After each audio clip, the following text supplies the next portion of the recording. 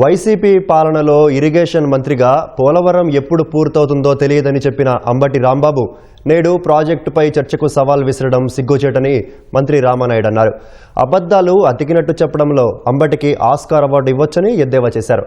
YCP పాపమే Polavaram జాప్యానికి, diaphragm wall కొట్టుకుపోవడానికి కారణమని నిమ్మల ధ్వజమెత్తారు.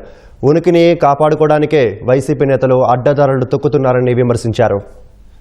5 సంవత్సరాల్లో పోలవరాన్ని ముంచేసినటువంటి మీరు ఈవేళ పోలవరం గురించి మాట్లాడేటువంటి అర్హత మీకు ఎక్కడుంది?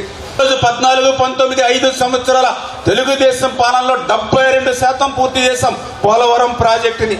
అదే ప్రభుత్వం కంటిన్యూ అయ్యి ఉంటే 2020 కల్లా పోలవరం ప్రాజెక్టు పూర్తయి ఆ గోదావరి వరద జలాలు అటు ఉత్తరాంధ్రకి ఇటు రాయలసీమకి పోయిండాయి.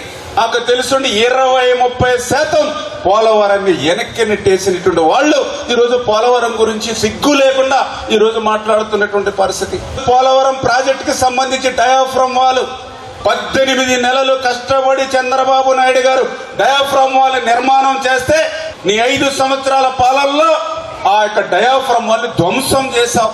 900 కోట్ల రూపాయలు పెట్టి మళ్ళీ ఈరోజు డయాఫ్రమ్ వాల్ నిర్మాణం చేస్తున్నామని అంటే మరి దానికి బాధ్యత నీది కాదా అని చెప్పి వీళ్ళ ప్రశ్నించినటువంటి పరిస్థితి. పోలవరాన్ని ప్రశ్నార్థకం చేసేశారు. అటువంటి మీరా ఈరోజు పోలవరం గురించి మాట్లాడేది.